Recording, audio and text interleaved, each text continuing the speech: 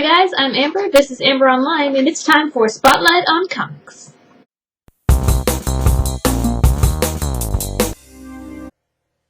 Hi guys, so the comic I've chosen to spotlight this month is Prophet by Brandon Graham, and this represents a continuation of the Image comic series from the 90s by Rob Liefeld, and what they've done is taken a bunch of their old IPs, and I guess you can say IP in a comic, right? It's not just video.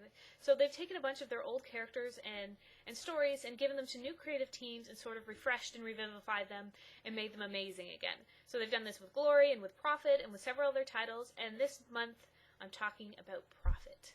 So, what is this about? Well, the premise is essentially you have this character, John Prophet, who's a genetically engineered envoy from the past, which is our future, into the far-flung future because humanity was in this apocalyptic war, and they set up these fail-safes so that in a future time when things had settled down, they would be able to re-establish the human empire.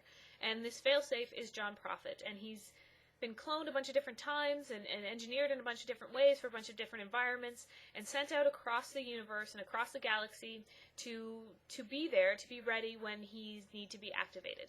So this is a wildly imaginative book. The setting that they have was already so far in the future when he was put to sleep that it was unfamiliar to us, and so when he wakes up, he's seeing these relics of the past that are like these sleeping war giants and these massive Tower of Babel-like structures, and this whole wild technological world, and the present for him that he wakes up in is like overruled by insects, and there's like, you know, human relatives and like ape relatives that are just being farmed for milk and eaten.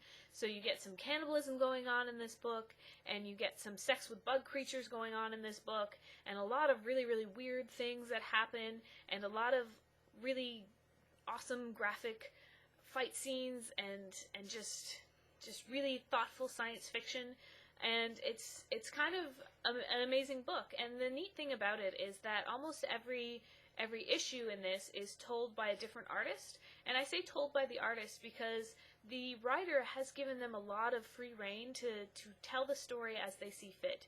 In a lot of older comic books, I'm sure you guys remember, there was just like narrative bubbles all over the page, and like Cyclops would appear on a page and it would say, Cyclops, leader of the X-Men, optic blasts are his power, born a child of the atom, and like there was no faith in the artist to be able to tell the story at all. And this is like the opposite end of the spectrum, that the artist is given so much free rein that the narrative bubbles they never explain anything that you're seeing. They're just explaining, you know, inner thoughts of the character or voices that he's hearing in his head, and the artist is left to create the setting for you and to let your imagination go with the artist's imagination, and it's really well done. And while the different artists on this book have very different artistic styles, they still come together very cohesively because they have the same tone. They have the same general feeling in the book, and I think that's really great because you get a sampling of different artists with different art styles, but you still get the feeling of a cohesive narrative.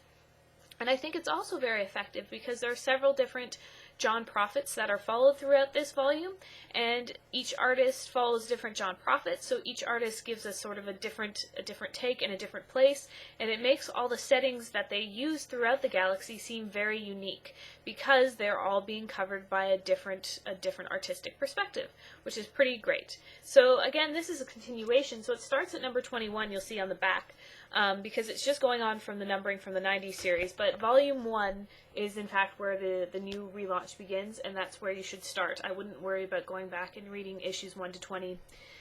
It was Liefeld, it's really not worth it. That was mean, but it's not. So volume 1 and 2 are out right now, and volume 3 comes out next month. This is a really fantastic book. If you have the Comixology app on any of your devices, issue number 1 is free, so you can check it out at like no personal risk and see how amazing it is, and then just read it. That's what I did. I was just like randomly perusing, and I was like, oh, someone was like, hey, you should read this, and I was like, okay, and then it was great, and I went out and bought it because it was fantastic. So check it out. Very beautiful artwork. My phone is ringing, so I'm gonna go. Bye.